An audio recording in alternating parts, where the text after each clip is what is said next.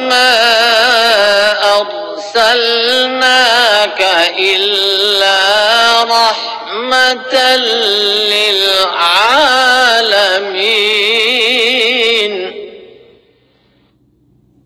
और हमने तुझे नहीं भेजा मगर तमाम जहानों के लिए रहमत के तौर पर। औज़ु बिल्लाहि मिनश शैतानिर रजीम, बिस्मिल्लाहिर रहमानिर रहीम। अस्सलामु अलैकुम व रहमतुल्लाहि व बरकातुहू। नाज़रीन व सामीन किराम, खाकसार ने तौहीन रिसालत के उन्वान से कि तौहीन रिसालत करने वाले की क्या सज़ा है, इस सिलसिले में 2 प्रोग्राम आपकी खिदमत में पेश किए हैं।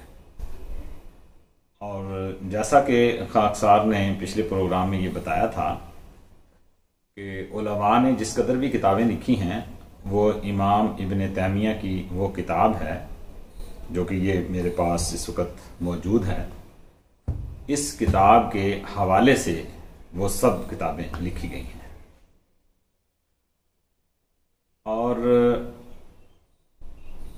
किसी ने भी उन बातों पर गौर नहीं किया जो इसमें बयान हुई है। पहली बात तो यह है कि जो उलमा ये कहते हैं कि इजमाए उम्मत है, खुद इमाम इब्न तैमिया ने फ़िक़्ह हनफिया के मुताबिक इस बात को अपनी किताब में दर्ज किया है कि ये लोग तौहीन रिसालत करने वाले को कत्ल की सज़ा देना शरीयत के लिहाज से जायज़ नहीं समझते। तो जब कोई भी इख्तिलाफ पैदा हो जाए, बाकी भी हैं, लेकिन इसको समझने के लिए किताब का मुतालिया बड़ा ज़रूरी है कि इमाम इब्न तैमिया किस नहज पर और किस बुनियाद पर ये बात कह रहे हैं कि किसी तौहीन करने वाले को, जो रसूल करीम सल्लल्लाहु अलैहि वसल्लम की तौहीन करे, उसको कत्ल किया जाए। यहां सवाल सिर्फ रसूल करीम सल्लल्लाहु अलैहि वसल्लम की ही तौहीन का नहीं है, बल्कि किसी भी नबी की जो शख्स तौहीन करता है वो उसी जुमरे में ठहरेगा, वो उसी लाइन में खड़ा होगा जो किसी एक नबी की तौहीन करे। क्योंकि अगर मुसलमान इस बात को बयान करते हैं कि अगर कोई शख्स हज़रत मोहम्मद मुस्तफ़ा सल्लल्लाहु अलैहि वसल्लम की तौहीन करेगा तो उसकी सज़ा कत्ल है, तो दीगर मज़ाहिब वाले भी यही मुतालबा रख सकते हैं कि हमारे नबी को, जिनको हम नबी मानते हैं, अगर उनकी कोई तौहीन करेगा तो उसकी भी सज़ा कत्ल होगी। खैर, ये एक ज़िमनी बात थी जो मैंने आपके सामने पेश कर दी है। जो बात मैं बयान करना चाहता हूं इस किताब के हवाले से, वो बड़ी अहम है। देखें, इस किताब में जो इमाम इब्न तैमिया ने लिखी है रहमहुल्लाह ने, इसमें 3 बातों को बुनियाद बनाया गया है और वो तीनों बातें बड़ी अहम हैं। सबसे पहली बात तो यह है कि कुरान करीम को अगर पढ़ा जाए तो उसके शुरू में ही अल्लाह ताला ने 3 कैटेगरियों का जिक्र किया है। एक मोमिन है, एक काफिर है और एक मुनाफिक है। और बुनियादी तौर पर जो भी शरीयत दुनिया में आती है उसके मानने या ना मानने या कुछ मानकर उसमें से कुछ बातों को मान के कुछ का इनकार करके, इन 3 कैटेगरियों में से किसी एक कैटेगरी में कोई इंसान दाखिल हो सकता है। लेकिन इमाम इब्न तैमिया ने जो बात अपनी किताब में बड़ी वजाहत के साथ बयान की है वो ये है कि एक शख्स है जो रसूल करीम सल्लल्लाहु अलैहि वसल्लम पर ईमान लाता है, वो मोमिन है। इसलिए उससे तो ये मुमकिन ही नहीं है कि वो रसूल करीम सल्लल्लाहु अलैहि वसल्लम की हतक करे, आपकी तौहीन करे, ये मुमकिन नहीं। लेकिन इसके बावजूद इमाम इब्न तैमिया कहते हैं कि अगर कोई मुसलमान इस्लाम कबूल करने के बावजूद रसूल करीम सल्लल्लाहु अलैहि वसल्लम की तौहीन करता है तो वो वाजिबुल कत्ल है। हालांकि ये नामुमकिन है कि एक शख्स जो हजरत मोहम्मद मुस्तफ़ा सल्लल्लाहु अलैहि वसल्लम पर ईमान ले आए और ईमान की हालत में रहते हुए वो हजरत मोहम्मद मुस्तफ़ा सल्लल्लाहु अलैहि वसल्लम की तौहीन करे, ये नहीं हो सकता। लाजमी बात है कि उसको इस्लाम से हटना पड़ेगा, इस्लाम छोड़ना पड़ेगा। और अगर वो इस्लाम छोड़ता है तो दूसरी कैटेगरी कौन सी है? वो मुर्तद है। और दूसरी बहस जो इमाम इब्न तैमिया ने उठाई है यहां पर, वो मुर्तद की सजा है कि मुर्तद की सजा कत्ल है। हालांकि कुरान करीम को अगर देखा जाए तो कुरान करीम जो है वो मुर्तद की सजा कत्ल बयान नहीं करता। इसके मैं दलाइल इंशाअल्लाह ताला बाद में दूंगा, एक एक चीज को लेकर मैं दूंगा। मैं अभी तारुफ आपके सामने रख रहा हूं इस किताब के हवाले से। तो जो आदमी मुसलमान होकर फिर इस्लाम का इनकार कर दे वो मुर्तद कहलाता है। और मुर्तद के लिए यह जरूरी है कि वो खुद ऐलान करे कि मैं इस दीन को छोड़ता हूं। लेकिन अगर कोई शख्स अपने आप को मुसलमान कहता है और इस्लामी अकायद पर वो आमिल है, नमाज, रोजा, ज़कात, हज, कलमा, सब पर वो अमल कर रहा है, लेकिन अगर वो शख्स किसी दूसरे फिरके के अकायद के लिहाज से जो उसने खुद तराशीदा अकायद बना रखे हैं उस पर वो पूरा नहीं उतरता, तो ऐसे शख्स को दूसरा शख्स ये नहीं कह सकता कि ये मुर्तद है। क्योंकि इर्तिदाद उसका कबूल किया जाएगा जो खुद से किसी दीन से हट जाए, खुद से किसी दीन से बरगश्ता हो जाए, दीन को छोड़ दे, वो मुर्तद कहलाता है। और मुर्तद की सजा भी इस्लाम ने कत्ल नहीं ठहराई है। देखें, अब्दुल्ला बिन अबी सरा का मशहूर वाकया है कि आ हजरत सल्लल्लाहु अलैहि वसल्लम के आप कातबे वही थे और जो खल्के इंसानी के मुतल्लिक आयत नाजिल हुई रसूल पाक सल्लल्लाहु अलैहि वसल्लम के ऊपर, तो अब्दुल्ला बिन अबी सरा लिख रहे थे, चूंकि आप कातबे वही थे, तो वहां आपके मुंह से ये अल्फाज निकले जो कुरान करीम की उस आयत के आखिरी अल्फाज हैं, वल्लाहु अहसनुल खालिकीन। देखो खुदा कितना अच्छा और उम्दा पैदा करता है। तो ये अल्फाज रसूल करीम सल्लल्लाहु अलैहि वसल्लम के मुंह से बाद में निकले, लेकिन अब्दुल्ला बिन अबी सरा के मुंह से जो उसकी पैदाइश का जिक्र किया जा रहा था, तो अब्दुल्ला बिन अबी सरा के मुंह से निकले। रसूल पाक सल्लल्लाहु अलैहि वसल्लम ने फरमाया कि यह भी वही का हिस्सा है, इसको लिखो। उस शख्स ने उसी वक्त कलम दवात वहीं रखा और कहा कि जो अल्फाज मेरे मुंह से निकल सकते हैं वो वही इल्हाम कैसे हो सकते हैं? इसका मतलब है मुझे भी इल्हाम होता है। और उसने दीन छोड़ दिया, इर्तिदाद इख्तियार कर लिया। अगर मुर्तद की सजा कत्ल होती तो रसूल करीम सल्लल्लाहु अलैहि वसल्लम वही हुक्म देते कि इसको कत्ल कर दिया जाए, लेकिन आपने उसे जाने दिया। फिर वो मक्का चला गया, वहां जाके वो मुख्तलिफ किस्म की रेशा दवानियों में शामिल हुआ, इस्लाम के खिलाफ जो है वो उसने हरबी मामलात में दखल देना शुरू कर दिया, मुसलमानों के खिलाफ कुफारे मक्का को उकसाना शुरू कर दिया। उसके और बहुत से जराइम इसके साथ जो है वो शुरू हो गए और इल्जाम तराशियां रसूल करीम सल्लल्लाहु अलैहि वसल्लम पर और फिर कुरान करीम के मुतालिक बहुत सी बातें उसने करनी शुरू कर दी। इन जराइम की बिना पर जो उसने जराइम किए, जिन जराइम की सजा अहद शिकनी और फिर हरबी हो जाना और फिर इस्लाम के खिलाफ तलवार उठाना और फिर मुसलमानों को के खिलाफ लोगों को उकसाना, ये वो बातें थी जिनकी सजा किसी भी हुकूमत में, किसी भी कानून में जो बगावत पर उतर आए कत्ल हुआ करती है। रसूल करीम सल्लल्लाहु अलैहि वसल्लम ने उसे कत्ल करने का हुक्म दिया।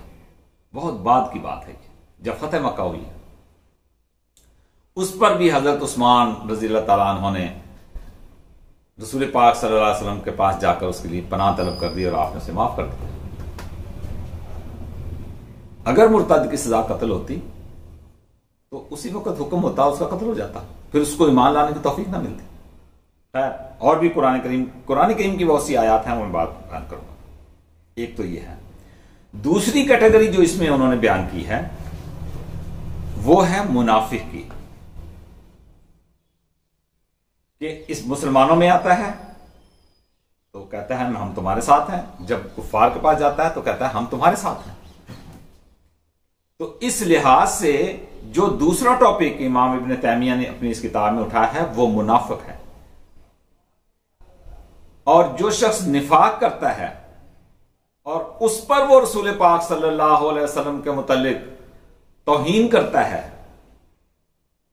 तो वहां इमाम इब्न तैमिया ने अपना एक नजरिया पेश किया है कि उसकी सजा कत्ल है।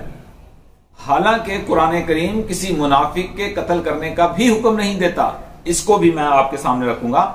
हमारे सामने अब्दुल्ला बिन अबी सलूल की वाज़ेह मिसाल मौजूद है। और फिर कुरान करीम ने इस बात को बयान फरमाया कि रसूल पाक सल्लल्लाहु अलैहि वसल्लम को अल्लाह ताला ने बता दिया कि ये लोग मुनाफिक हैं। मुनाफिकों के नाम तक बता दिया अल्लाह ताला ने कि ये लोग मुनाफिक हैं, लेकिन आपने किसी एक मुनाफिक को भी कत्ल करने का हुक्म नहीं दिया। ये दो कैटेगरियां। और एक तीसरी कैटेगरी जो इमाम इब्न तैमिया ने अपनी किताब में बयान की है वो जिम्मी की है।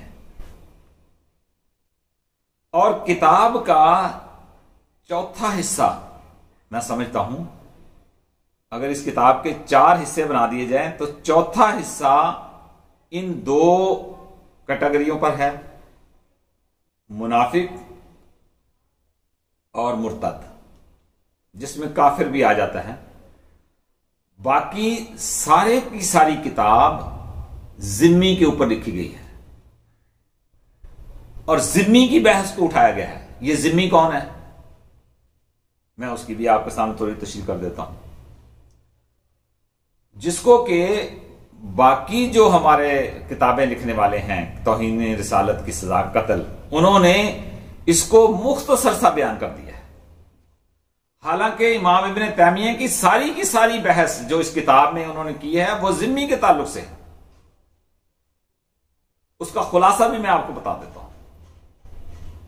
जिम्मी वो है जो जब जंग होती है और कोई इलाका मुसलमान फतह कर लेते हैं तो वहां बहुत से लोग ऐसे होते हैं जो इस्लाम कबूल नहीं करते और वो इस बात पर राजी हो जाते हैं कि हमसे जिजिया ले लिया जाए और हमें इस मुल्क में रहने की इजाजत दे दी जाए और हम अपने मजहब पर रहेंगे, अपने अकायद पर रहेंगे। ये ऐसे लोग जिम्मी कहलाते हैं। इस्लाम ने मुसलमानों के लिए ज़कात मुकर्रर की कि वो अमीरों से ली जाएगी, गरीबों को दी जाएगी और उनको उस मुल्क के तमाम हकूक हासिल होंगे, सहूलतें हासिल होंगी जो किसी एक मुस्लिम रियासत में होनी चाहिए। और जिम्मी के लिए जिजिया को मुकर्रर कर दिया और वो जिजिया भी उन्हीं लोगों से लिया जाएगा जो जिजिया देने के काबिल हों। ये भी एक बहस है कि हर शख्स से जिजिया नहीं लिया जाएगा।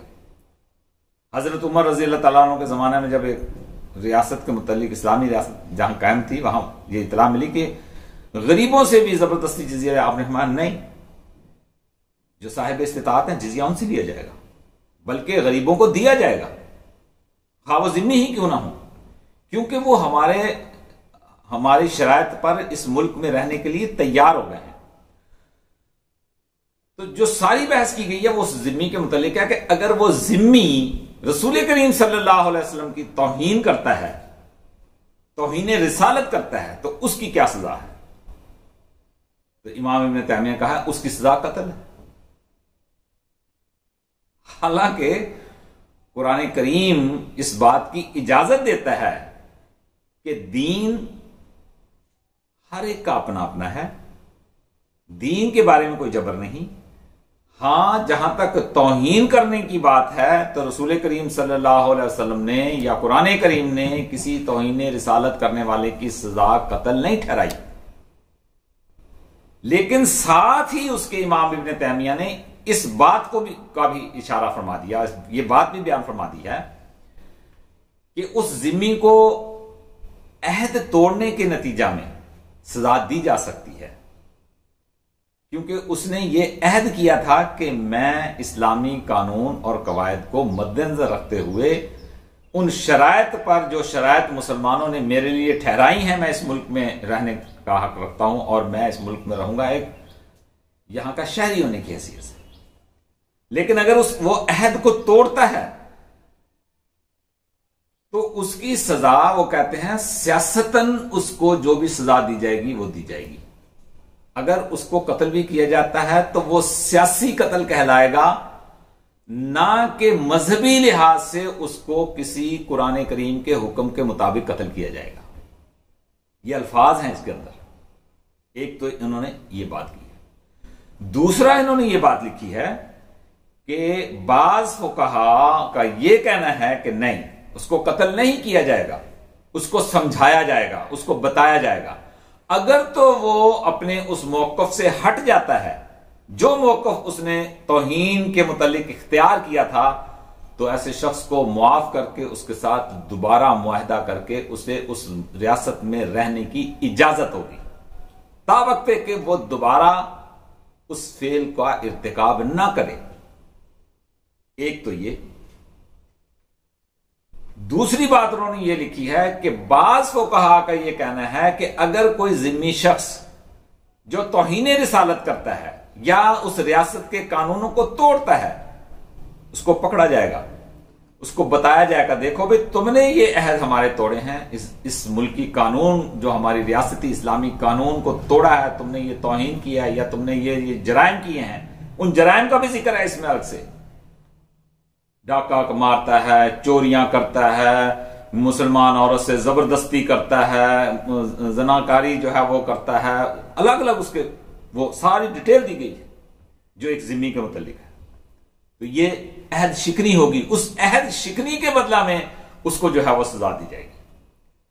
तो एक कैटेगरी ये बताई कि अगर वो शख्स ये अहद शिकनी करता है, तौहीन रिसालत करता है, तो उसको मोहलत दी जाएगी और उसको कहा जाएगा देखो भाई हम तुम्हें 1 महीने की 2 महीने की मोहलत देते हैं, या तो तुम हमसे नया मुआहदा कर लो, नहीं तो हमारा मुल्क छोड़ दो, हमारी रियासत से बाहर चले जाओ। और अगर वो रियासत छोड़कर कहीं बाहर जाना चाहता है तो उसको बाहर जाने की इजाजत होगी, वो वहां से चला जाए। ये सारी बहसें इमाम इब्न तैमिया ने अपनी किताब में उठाई हैं, मगर ये उलमा ने जो तौहीन रिसालत की सजा कत्ल लेकर बैठे हुए हैं, इन बहसों को बिल्कुल नहीं छेड़ा जो इमाम इब्न तैमिया ने अपनी किताब में लिखी है, और सीधा सीधा ये ऐलान किया है कि जी इस्लाम में तौहीन रिसालत करने वाले की सजा कत्ल, सरतन से जुदा। कहां कुरान करीम ने यह तालीम दी है? कहां इस्लाम ये तालीम देता है? ये इस्लामी तालीम नहीं है।